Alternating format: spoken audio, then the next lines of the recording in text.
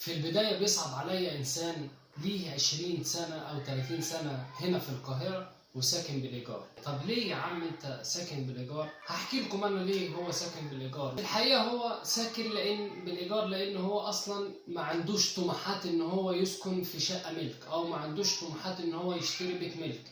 هيطلع واحد يقول لي طب ما هو يمكن مش قادر، شغلته مش قادر، مش جايباله، مش موفره له.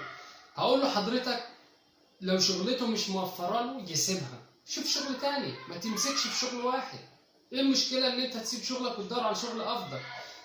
بص، ما تشتغلش بالاجره. لو انت فضلت شغال بالاجره اضمن مليون في المية ان انت هتفضل طول عمرك يا دوب تاكل وتشرب وعايش بالعافيه وخلاص. فنصيحتي لكل الشباب، حاول تفتح اي مشروع، هات توك توك، هات اشتغل شارك على عربيه، افتح عربيه فول، افتح اي حاجه.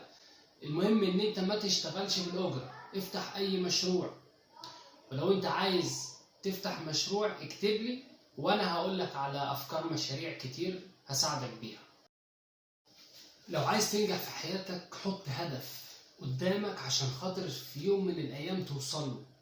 لان انت لو ما حطيتش هدف شكرا. يعني انا اقول لكم على حاجه، ينفع واحد منكم الصبح يصحى يروح يركب عربيه وما يبقاش عارف هو اصلا رايح فين ولا هينزل فين؟ الكلام ده ما ينفعش. انت لازم بتبقى طالع الصبح عارف نفسك رايح الشغل في الحته الفلانيه، هتخلص شغل الساعه كذا، فهترجع الساعه كذا، فهتروح هنا، فهتيجي من هنا، فانت عارف نفسك بتعمل ايه عند حياتك وخطتك ودنيتك. مش حاطط لها هدف؟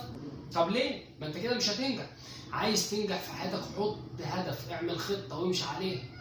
قول انا في يوم من الايام هوصل، في يوم من الايام هجيب مثلا عربيه، في يوم من الايام هجيب شقه، في يوم من الايام هعمل المشروع الفلاني. شوف انت نفسك في ايه وعايز تعمله وحطه قدامك عشان خاطر ده يبقى حافز يحفزك ان انت تشتغل اكتر.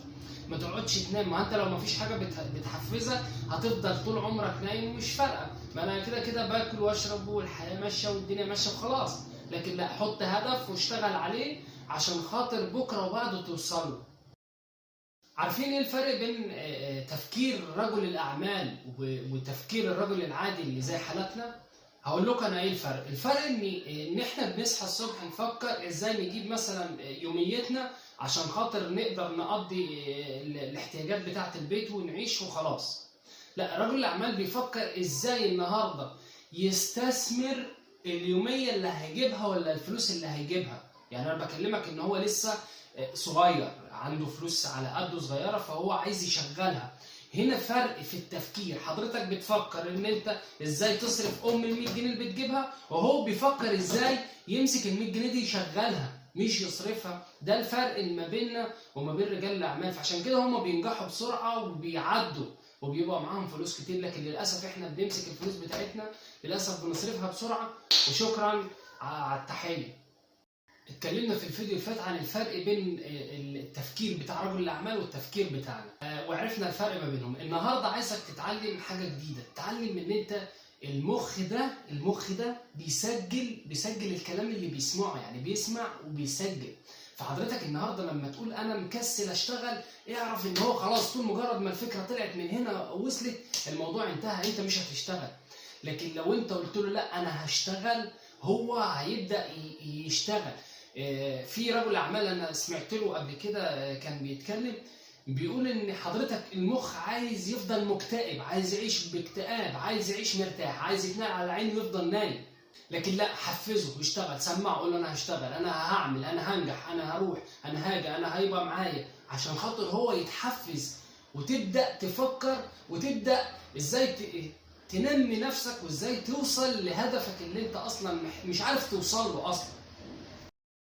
ولما حضرتك هتبدا المخ بتاعك يتغير وتغير طريقه تفكيرك، هتبدا تشتغل وتبدا تكسب. انا مثلا احكي لكم حكايه. في واحد مش قادر يفتح مشروع، معهوش فلوس، ولكن لو غير طريقه تفكيره هو هيبدا يفكر ازاي اصلا يجيب فلوس المشروع.